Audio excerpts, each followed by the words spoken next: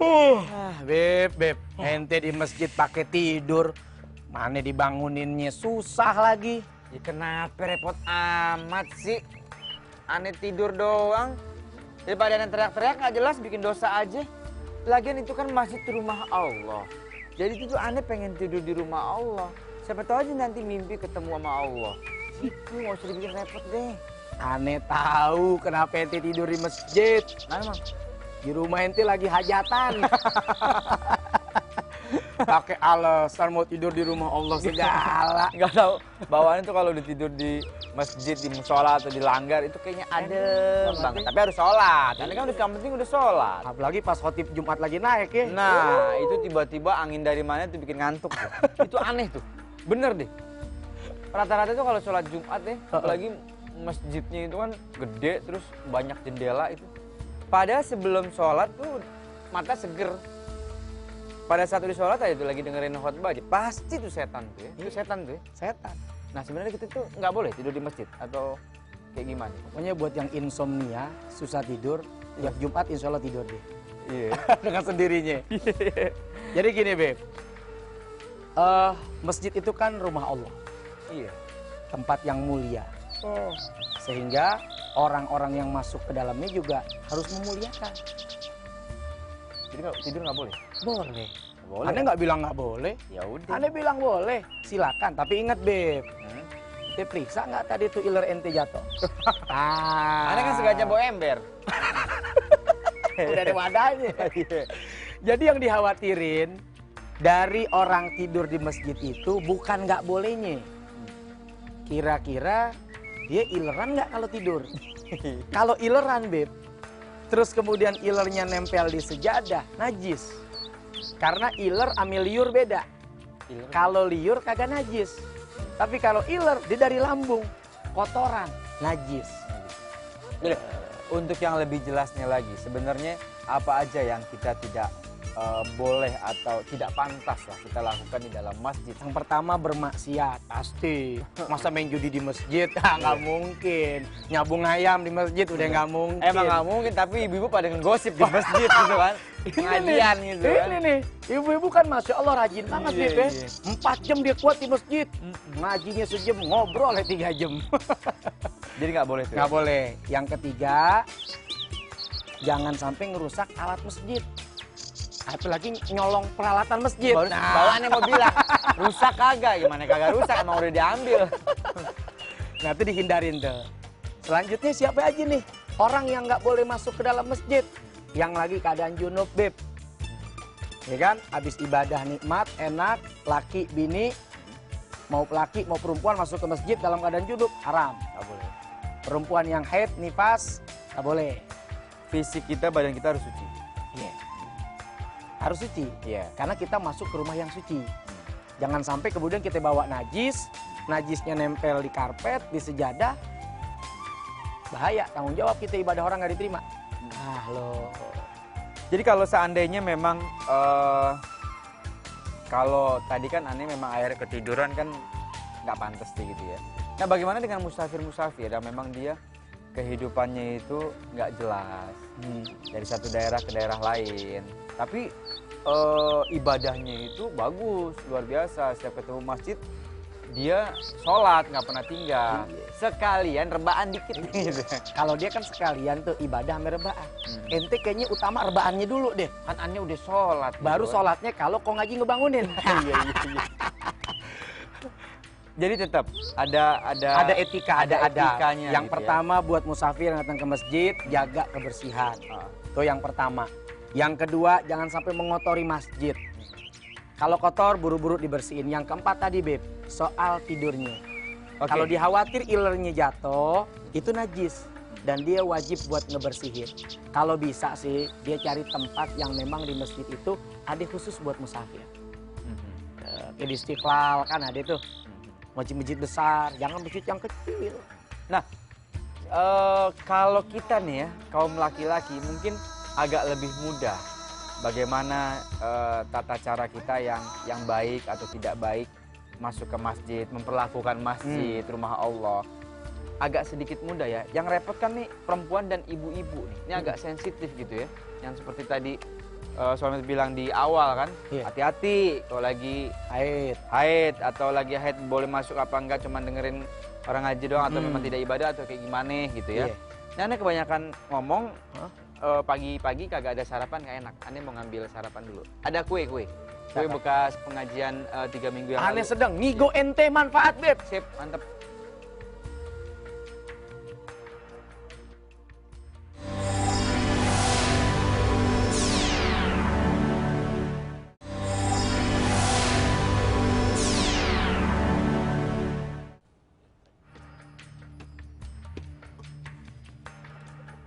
Ya. Salah. Kesian, ayam juga makhluk hidup kan. Ntar, tuh kasih ya. Tuh, masih sisa yang kemarin lumayan. Masya Allah. Ini gimana tuh? Perempuan tuh lebih ribet. Bener deh. Kalau dia nggak ngerti-ngerti amat, nah itu kan kasihan tuh. Ya kan? Jangankan masuk katanya. Lewat juga sebenarnya ada tata caranya juga ya. Iya, Ke jadi pekarangan tuh masjid. di antara yang diharamkan oleh Allah buat perempuan yang haid, nifas, laki perempuan dalam keadaan junub, di antaranya masuk ke dalam masjid. Kecuali Beb dalam keadaan darurat. Contohnya apa itu? Kebanjiran, cuman masjid doang nggak kebanjiran, Beb. Fungsi di situ. Daripada nganyut, fungsiin. Nggak apa-apa ngajut biar jihad gitu. Kebakaran, rumah ini udah nggak ada, Beb, hancur semuanya. Kecuali masjid, nggak apa-apa. Walaupun di dalamnya ada perempuan yang sedang haid misalnya, dia darurat. Itu darurat. Darurat, mau gimana lagi kan? Nah, tapi kalau tidak dalam keadaan darurat, nggak boleh. Nah, kayak nih lihat nih, ente dari darurat nih lihat. Oh, langsung Ente jauh-jauh bawa makanan, ente yang makanin makanannya. Andi tawarin kagak. Ini sisa selamatan kemarin di masjid. Nah, Beb, maaf banget nih. Apa itu? Ini kan di masjid kan sekarang sering banget dibikin-bikin acara gitu Iya. ya. Baik maulid, mau Isra Mi'raj atau tablik akbar yang lainnya gitu ya. Nah, masjid itu dikondisikan untuk di situ makan bersama, rame-rame, terus pakai ada nyanyi-nyanyi segala macem. Nah, itu konteks masjid sebagai tempat ibadah itu kayak gimana jadi? Nah, jadi kita ingat banget dulu awal pertama kali Rasul ngebangun masjid. Di Madinah dibangun masjid, Masjid Nabawi. Dulu masjid itu konteksnya bukan cuma ibadah, tapi konsolidasi. Pasukan nih semua nih dikumpulin, musyawarah. Ternyata masjid punya fungsi untuk musyawarah. Yang kedua, masjid menjadi tempat untuk mempersaudarakan muslim yang satu dengan yang lain. Kumpul, duduk, dengerin taklim, selain dapat ilmu, dapat manfaat bersaudara. Nah, kalau konteksnya kumpul di masjid, bikin maulid, Isra Mi'raj, perayaan ini dan itu, dalam konteks tadi nyari ilmu sekaligus bersaudara, boleh. Syiar kebersamaan. Syiar kebersamaan. Yang dinyanyiin juga nyanyi yang baik. Jangan di masjid nyanyinya mabok jande. Nggak tepat. Saya pakai ya. rebana tetap. Pakai rebana itu mabok jande. Warung doyan Iya. itu yang Yang masuk etika. akal. Iya. Kita mesti menghormati sang pemilik masjid yaitu Allah. Nih, kali aja di ada yang denger gitu ya, ada nonton ya. Mereka yang suka, kalau yang kita tuh manggil itu merbot ya, yang ngurusin masjid, Iya. musola, dia total gitu kan untuk menjaga kebersihan, merawat keindahan masjid dan lain-lain kan, ngurusin orang ibadah atau apa. Itu tuh pahalanya tuh luar biasa banget ya. Masya Allah. Dulu Beb, kejadian Beb. Di zaman Rasul itu ada pembesar meninggal dunia. Di sisi lain ada merbot masjid meninggal dunia. Mana yang Rasul datengin duluan? Wow, pemimpin besar dong. Kalau kita. Oh iya. Kalau Rasul enggak. Merbot duluan didatengin Beb. Dimandiin, disolatin, dikapanin, diurus. Kemudian dikuburin. Baru ya sih. Baru kemudian pembesarnya. Kenapa sih? Ditanya sama sahabat, ya Rasul kenapa begitu? Apa jawaban Rasul? Yang diurus sama ini orang, rumahnya Allah. Yang punya dunia dan isinya. Kalau dia kan baru ngurusin negara. Itu juga kadang kagak beres-beres. Emang pasti. Nah, ini yang ngurusin rumahnya Allah. Aku jauh lebih menghormati dia. Kalau orang kita kan kagak. Wow, yang kaya kita datangin duluan. Iya. Tahlilnya lah lama Beb. La ilaha illallah.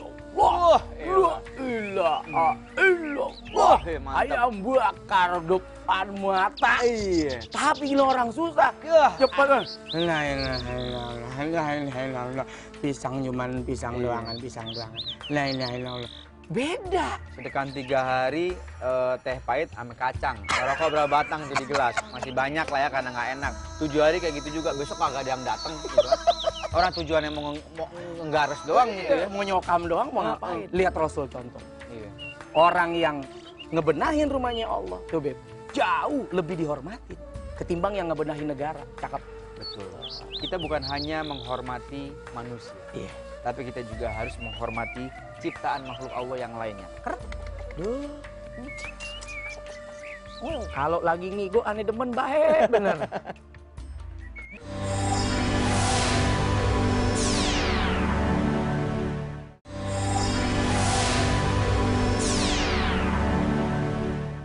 Kalau sholat tarawih nih, sekarang alhamdulillah sih ya, rame banget ya.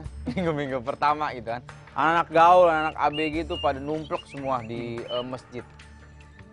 Tapi ketika dia masuk ke masjid, itu dia pergi dari rumah, itu menggunakan baju-baju yang baju-baju dia sehari-hari. Kadang dipakai celana pendek, dipakai celana ketat, baju yang ketat, walaupun nenteng-nenteng mukena gitu ya. Dia masuk ke masjid gitu. Nah, itu kayak gimana gitu? Masya Allah. Tuh yang tadi tuh namanya rombongan Kamerun. Apa tuh Kamil? Kalah menang yang penting turun. Turun doang terawih, puasanya kagak. Puasanya Beb. kagak. Amit-amit ya kalau begitu mulu kejadiannya ya. Nah itu kan mengenai busana ya. Umumnya pakaian. begitu ya. Kadang-kadang nentengin pakaian sholat dari rumah. Tapi masuk ke masjidnya Masih celana pakai baju pendek, sehari-hari. baju ketat. Ketat, iya. Padahal etikanya wajib tutup aurat. Mesti rapi, cakep. Kita ketemu bokin aja, mesti dalam keadaan cakep, necis, wangi, keren. Ini ketemu Allah coba.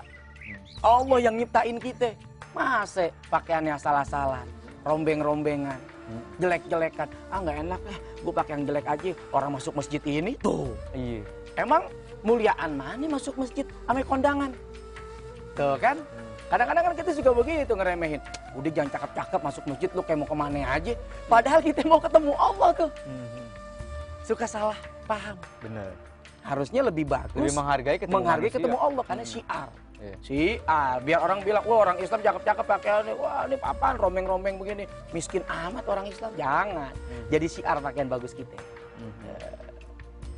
Ada transaksi, ada jual beli di pekarangan masjid atau apa itu sah-sah aja. Sah-sah saja. Yang nggak boleh dalam masjid. Di dalam Tidak masjid. boleh transaksi kecuali transaksi kita ya Allah. Ya. Ibu-ibu pada arisan di dalam masjid semua tuh. Itu dia kalau soal arisan masih boleh deh. Masih boleh. Karena tidak ada jual beli. Jual beli kerudungan. Nah, itu dia, Beb. Aduh. Boleh kan tuh?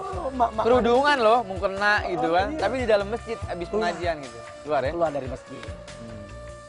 Jadi jangan sampai kita campur adukan perkara dunia yang menyebabkan kadang-kadang ada kecurangan, ada perselisihan. Nggak nutup kemungkinan, Beb, orang dagang pada nipu. Pasti. Nipunya di rumah Allah lagi. Iya.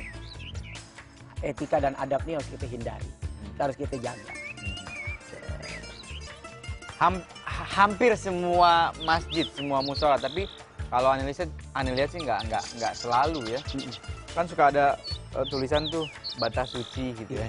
Jadi sendal-sendal rapi berjejer di bawah gitu. Ketika sudah melewati batas suci itu udah nggak boleh gitu ya. Nah itu memang batasannya itu sampai mana gitu. Nah, jadi pada saat kita membuat masjid kan kita tahu konsepnya. Konsep yang disebut masjid itu adalah area di mana di tempat itu umumnya orang sholat, Beb. Makanya disebut ada batasan. Karena biasanya orang paling maksimal sampai di situ. Lewat dari itu masuk pekarangan. Gelar sejadah baru, gelar tikar baru, gelar koran baru. Nah buat ibu-ibu yang tadi nih, ada head, nifas, segala macem, junub, belum mandi, lupa, tau-tau udah, poro dia udah manggil, oh jangan lama-lama udah deh, akhirnya lupa mandi. Buat dia di pekarangan aja, sambil dengerin.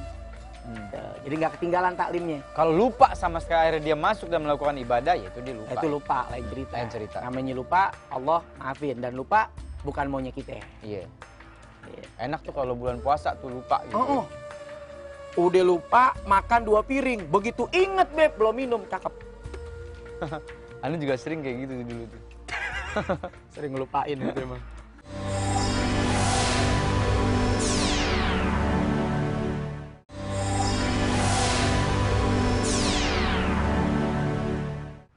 Itu apa? Somet, Ya. cara atau biasanya Rasulullah itu apa yang dilakukan pertama-tama ketika beliau masuk ke dalam masjid? Cakep. Mm-mm. Dari tadi kita ngalor ngidul Iya. ngidul. Nah sekarang ini ke konteks ibadahnya gitu kan. Apa sih ketika Rasulullah waktu itu masuk ke masjid, apa yang pertama dia lakukan? Yang pertama, Rasul selalu ngebersihin dirinya. Suci dari hadas besar, dari hadas kecil. Pakaiannya bagus, rapi, cakep karena mau menghadap Allah yang maha cakep. Itu dulu yang disiapin. Berangkat, bismillahirrahmanirrahim, sampai depan masjid, langkahin kaki kanan dulu. Masuk deh tuh ke masjid, baca doanya nih banyak. Di antaranya Allahumma ftahli abwaba rahmatik. Ya Allah, bukakanlah kepadaku pintu-pintu rahmatmu. Kita masuk ke dalam rumahnya Allah. Langsung kita ketok pintu, Allah bukain pintu rahmat. Udah masuk ke dalam, jangan lupa sholat sunnah tahiyatul masjid 2 rakaat. Kita hormatin yang punya rumah, Allah Subhanahu wa Ta'ala. Kalau masih lama nungguin ajan, buru-buru deh niat iktikaf. Ya Allah, saya niat iktikaf karena Engkau. Sambil kita nungguin sholat. Rapi dari itu, kita keluar, kita baca lagi doanya. Allahumma inni as'aluka min fadlik. Ya Allah, ini aku habis keluar nih dari rumahmu. Aku minta keutamaan daripada kemuliaan. Tuh. Jadi masuknya minta rahmat, keluarnya minta kemuliaan. Semoga nikmat yang Allah berikan nggak bikin kita hina, Beb. Kan cakep. Baru melakukan ibadah-ibadah. Baru melakukan ibadah yang lain sebelum keluar pastinya tadi. Iya pastinya. Baru kemudian sholat sunnah yang lain, qobliyah. Kemudian sholat fardu, ba'di, habis itu baca Quran dan lain-lain sebagainya. Bahkan dalam riwayat diceritakan, Beb, satu waktu nanti di hari kiamat ada orang wajahnya bersinar kayak bintang. Aneh banget tuh. Terus bintang apa? Bintang 7. Bintang 7. Pusing. Kayak bintang bersinar dia. Siapa dia? Kata Rasul, mereka adalah orang-orang yang pada saat azan berkumandang ambil wudhu. Mukanya bersinar kayak bintang di malam hari. Langsung bergegas ambil wudhu. Ambil wudhu. Terus ada lagi kelompok manusia, Beb, yang wajahnya bersinar lebih terang dari bintang seperti bulan. Siapa mereka? Mereka yang sebelum azan udah ngambil wudhu. Tuh, dan ketiga, kelompok manusia yang wajahnya indah, cerah, bersinar seperti siang hari terkena matahari. Indah banget, bersinar wajahnya cerah. Siapa mereka? Mereka orang yang sebelum azan udah ngambil wudhu, udah ada di dalam masjid. Persis kayak ente. Alhamdulillah. Akhirnya aneh tahu juga. Cuman tak dulu, Apa itu? ente ke masjid bukan abis wudhu, ame nungguin azan. Tidur. Astagfirullahaladzim. Aneh nggak mau ngelakuin itu lagi. Masya Allah. Aneh senang, Beb. Karena aneh sekarang sudah mengerti, aneh sekarang sudah tahu. Alhamdulillah. Jadi akan ada perubahan dalam kehidupan aneh. Alhamdulillah. Alhamdulillah. Ini kita baru melaksanakan sholat subuh. Ini baru jam 6:30 pagi. Aneh mau ke masjid sambil siap-siap sholat zuhur. Lama amat. Nggak beres.